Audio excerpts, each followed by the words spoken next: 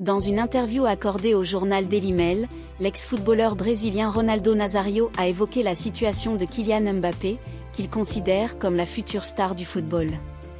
L'ex-footballeur Ronaldo Nazário pense que si Kylian Mbappé rejoindra le Real Madrid, il aura enfin une chance de remporter le Ballon d'Or. Tout le monde parle de son départ pour Madrid, c'est un joueur incroyable, il va devenir l'un des meilleurs, s'il va au Real Madrid, c'est un bon choix pour gagner enfin le Ballon d'Or, ce qui, je pense, est son rêve, a-t-il déclaré dans une interview à Daily Mail.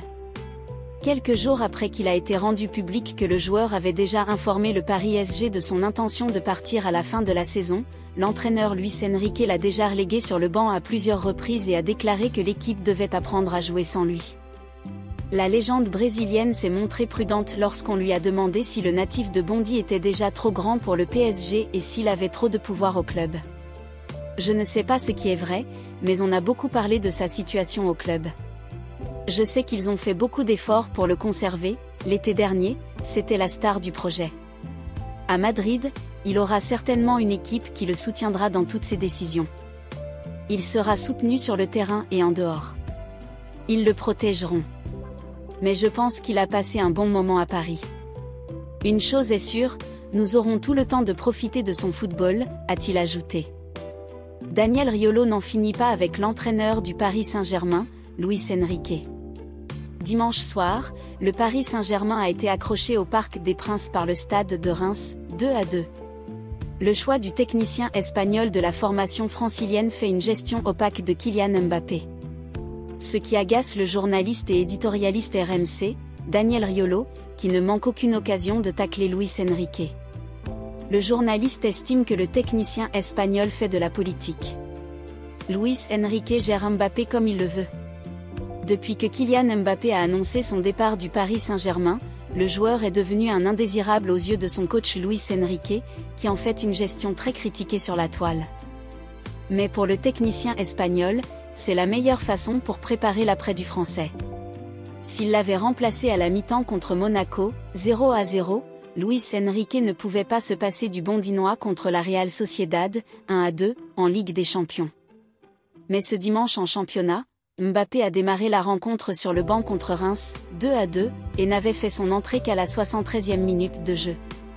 Une entrée en jeu ironisée par l'entraîneur du stade de Reims, Will Stille. Interrogé après le match, Luis Enrique a jugé bon de boycotter la question sur la non-titularisation du Français. Kylian Mbappé, c'est un joueur incroyable. Je lui souhaite le meilleur.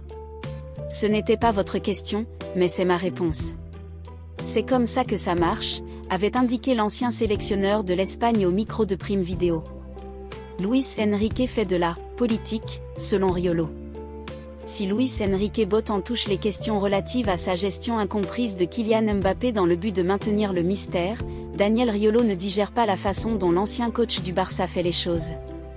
Selon l'éditorialiste, l'entraîneur de 53 ans ne veut pas avoir une star dans l'effectif parisien outre que lui-même le coach. Luis Enrique fait de la politique et de la communication avant tout. Comme il veut que tout soit centré sur lui, que ce soit lui la star, parce qu'il ne supporte pas qu'un joueur soit plus star, qu'on dise que c'est grâce à lui que ça s'est bien passé, je pense qu'il mène plutôt bien sa barque de ce côté-là. Il s'en tire plutôt bien, a déclaré Daniel Riolo dans l'After-Foot sur RCM. William Saliba a fait une prédiction osée pour sa fin de saison avec Arsenal. Tous les championnats entrent dans la dernière ligne droite de la saison. Et c'est en ce moment que le titre se joue dans plusieurs pays.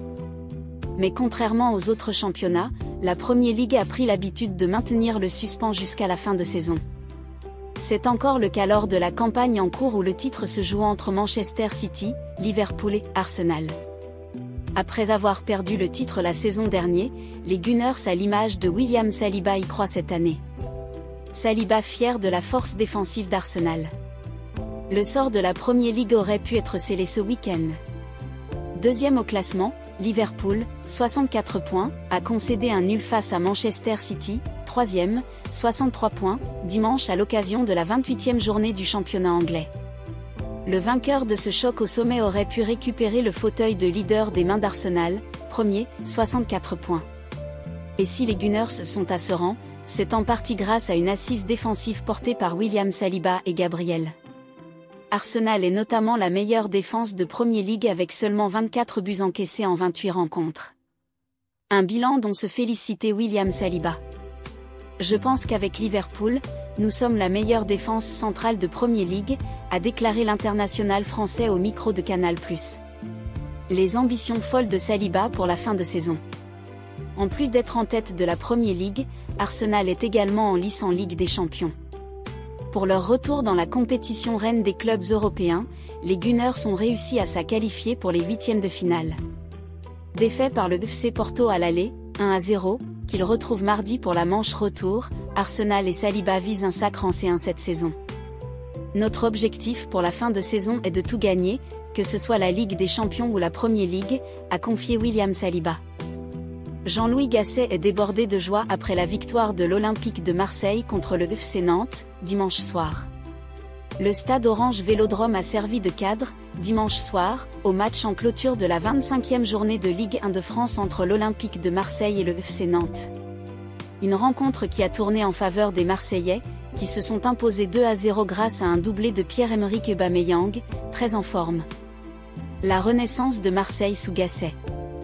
Moribond depuis le début de l'année sous les ordres de Gennaro Gattuso, l'Olympique de Marseille marche désormais sur l'eau depuis que le technicien italien a été évincé.